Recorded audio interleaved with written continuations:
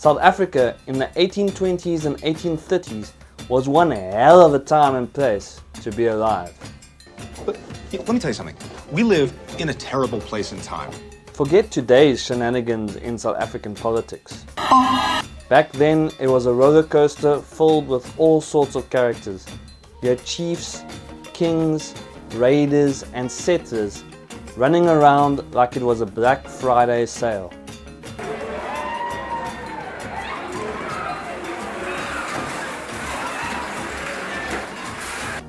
We've got breakups, makeups, and more political intrigue than a Miss South Africa competition. How's it, young Stashers? My name is Dr. Jacob Seidnote.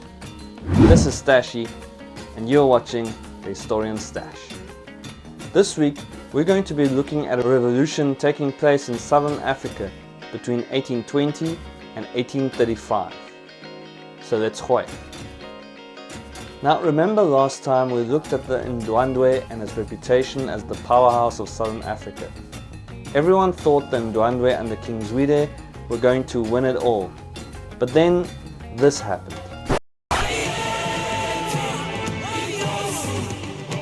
After Shaka and his Zulu warriors clapped them hard at the Battle of Msatuzi River, the Ndwandwe kingdom fell apart faster than Eskom's reputation. Zwide, once the chief executive of chaos, was dethroned, and his Ndwandwe peeps were forced to flee. Some headed north, led by a guy who's going to be important later. His name is Mzilikazi.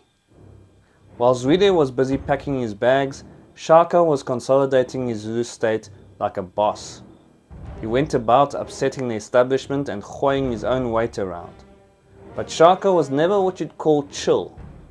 Apparently, he had the temper of a 5-year-old at checkers. Just give it! We can't. Oh my lord. Some say Shaka was this way because he was compensating for something. You get it? In any event, if someone crossed him, chances were they'd get the tip of his short spear. If you don't get it, forget about it. But sadly for Shaka, in 1828 he was killed, not by his enemies, but because of some good old-fashioned sibling rivalry. You see, Shaka's half-brother Dingaan stabbed him in the back, like literally. Now, Dingaan was everything Shaka was not. He was short, plump, and definitely no Noah Lyles. I don't think you have the facilities for that, big man. But he was conniving. Get it? Oh, did you get it? Did you get it? Now, despite Dingaan's uninspiring posture, he was now king, and the Zulu kingdom continued to expand and scared the pants off of everyone. Well, no one actually wore pants, but you know what I mean. Yeah, but... Dingaan's strategy was to fight less wars, focusing more on consolidating the land Shaka had snapped up. He wasn't as fierce as Shaka, but he sure knew how to keep the Zulu brand trending. Meanwhile, Mzilikazi, remember him? He was still feeling the pain of being kicked out of the area like a survivor contestant whose tribe had spoken. The tribe has spoken. But he didn't just sit around feeling sorry for himself. Nah, he packed up his crew and went north. Because sometimes you've just got to try greener pastures. For Mzilikazi, these greener pastures were what would become the Ndebele kingdom. Now, like Shaka, Mzilikazi wasn't keen on sharing. I mean, he had just trekked hundreds of kilometers for his efforts. He wanted the biggest piece of land and the most cattle. So he took over large parts of what is now today Zimbabwe, making life a little uncomfortable for anyone already living there.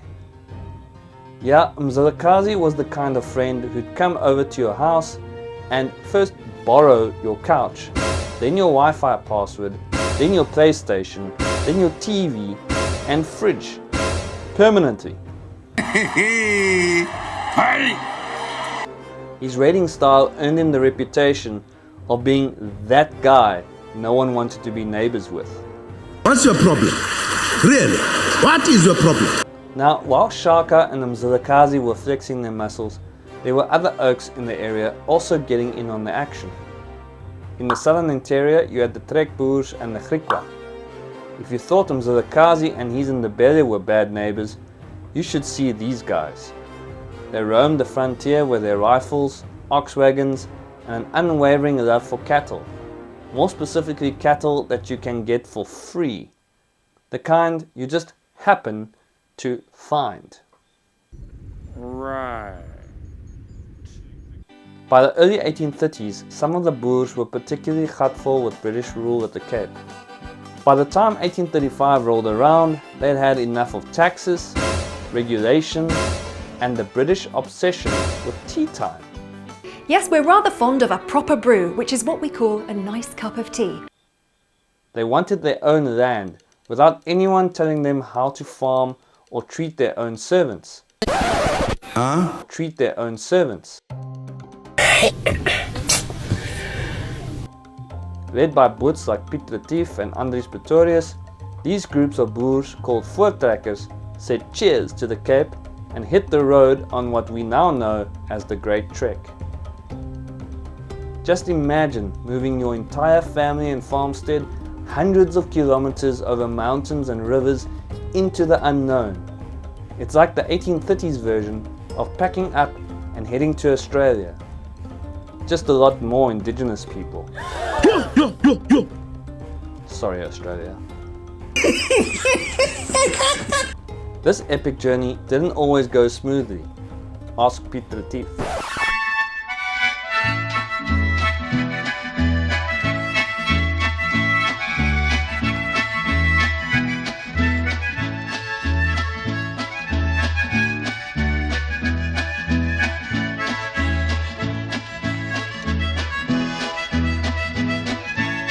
It will end in tears.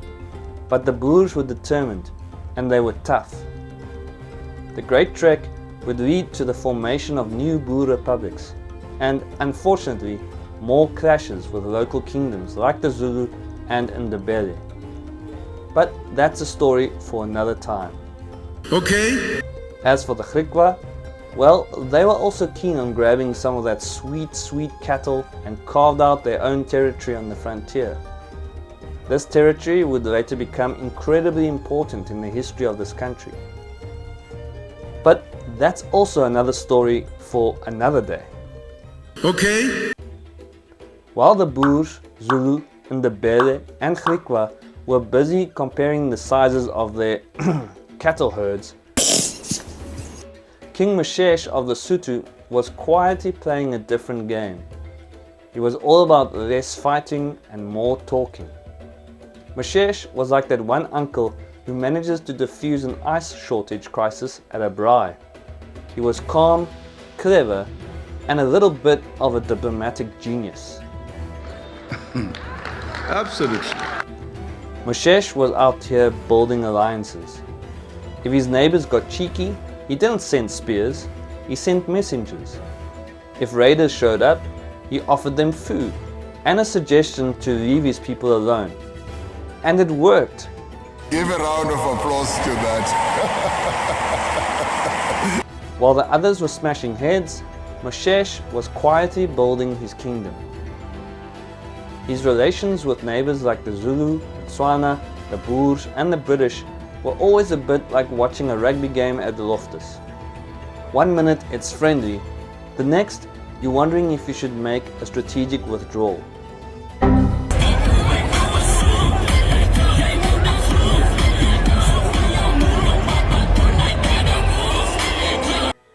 But overall, Moshoeshoe played it smart, and that's why the Sotho Kingdom became a major player in the regional politics of Southern Africa in the mid-19th century. Give that man a beer. A beer. He deserves it. Southern Africa wasn't just about the Zulu, the Ndebele, the Griqua, the Boers and the Sotho. Oh no, there were plenty of other kingdoms and paramountcies keeping the political landscape as spicy as a Nando's advert.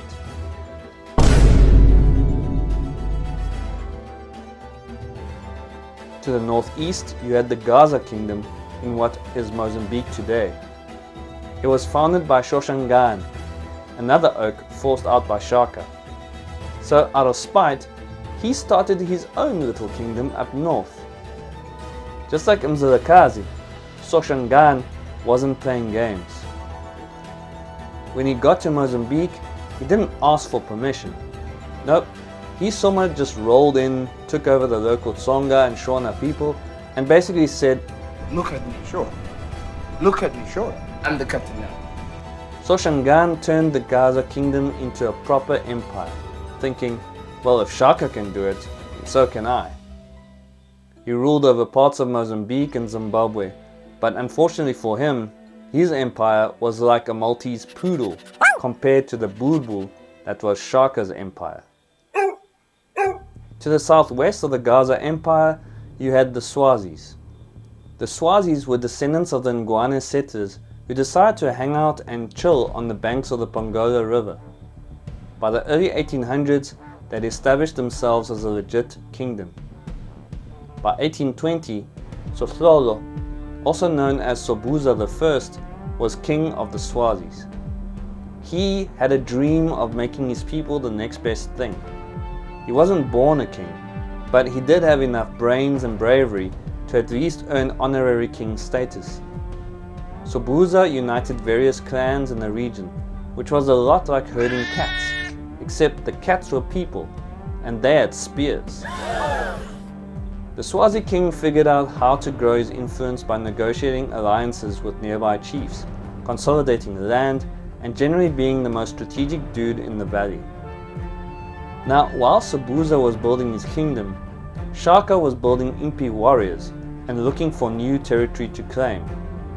But Sobhuza was smart. Instead of getting into a fisticuffs with Shaka, who, let's be honest, wasn't someone you wanted to get into fisticuffs with, Sobhuza played it cool.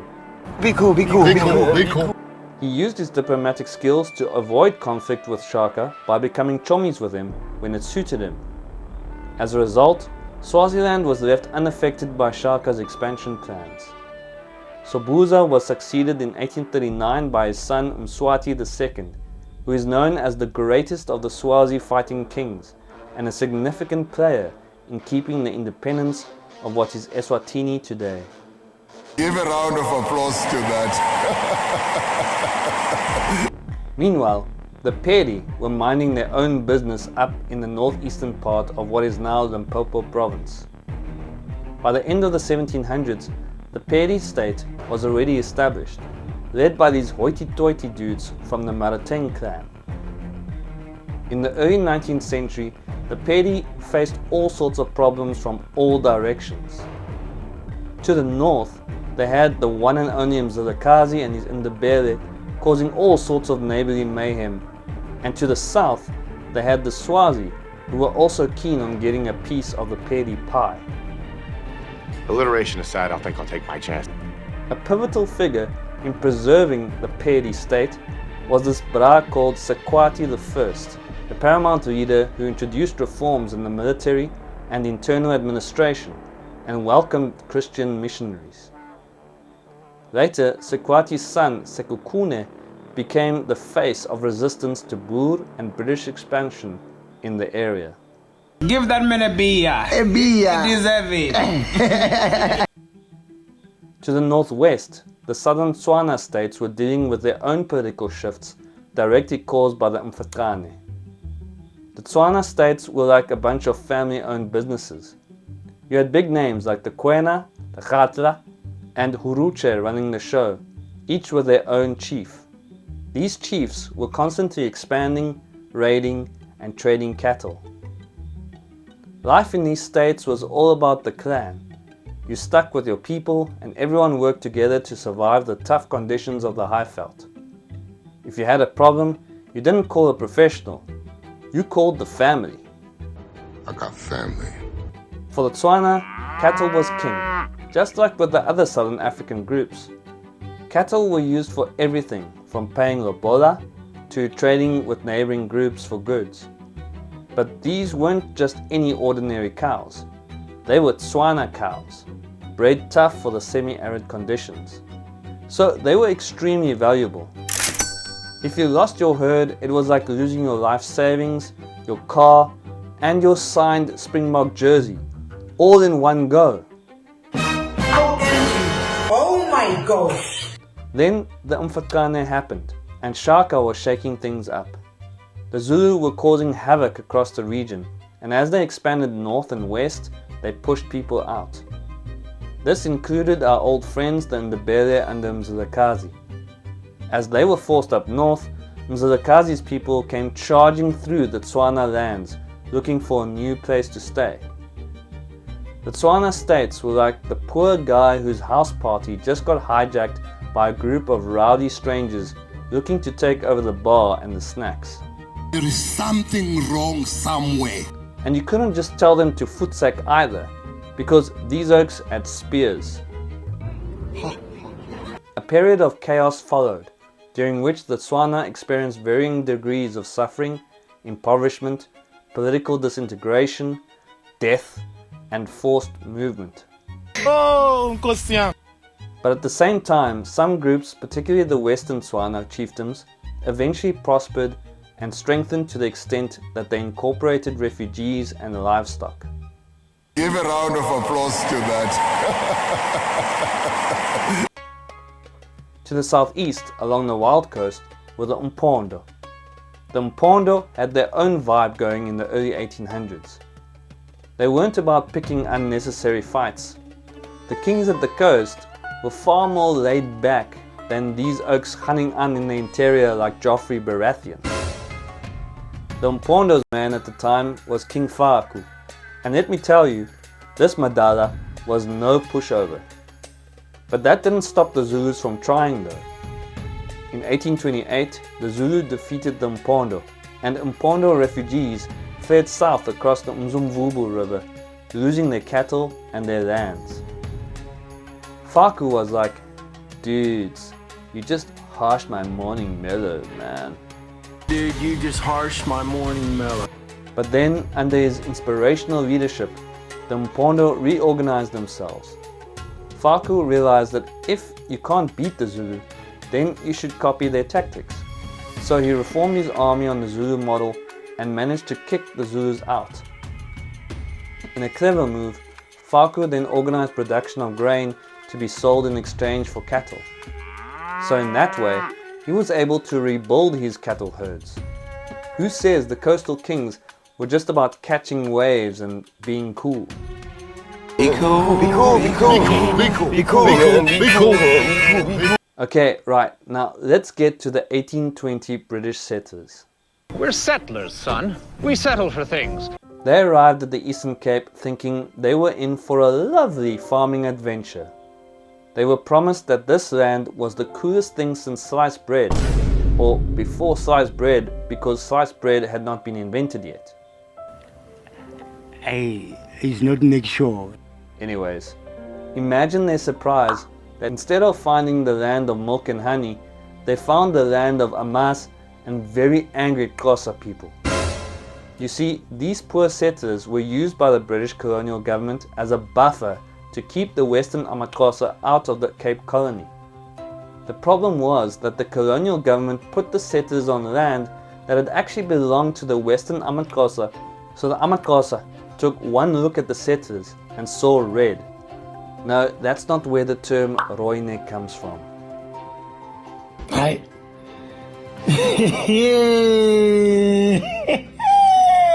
Over the next few decades, the settlers would be embroiled in the frontier wars or wars of dispossession, clashing with the AmaXhosa over land and livestock. On top of them having angry neighbors, the settlers also had no flippin' clue on how to farm. That's right. Most of them came from Britain having worked other jobs. They were seeking a new life, but no one told them that they would have to play Farmer McDonald in order to survive. And then on top of that, the grass was literally not greener on this side. We live in a drama. The South African landscape was harsh and the weather unpredictable. Not like in Britain, where you knew exactly what kind of weather you were going to get. Yeah, don't mind me. It's bloody soaking wet. But despite all the odds, most of the British settlers persevered, and some of their descendants still farm in the area to this day. Yeah, but... Yeah. Look at who's the Roy neck now. Give a round of applause to that. South Africa between 1820 and 1835 was one hell of a political drama. Much like today, actually. South Africa is a movie. You had the Zulu state consolidating under Dengane, Mzantsi carving out the Ndebele kingdom, Moshoeshoe living in 2024 while everyone else was living in 1824, and the Boers deciding to trek their way out of British rule. There's a lot going on here.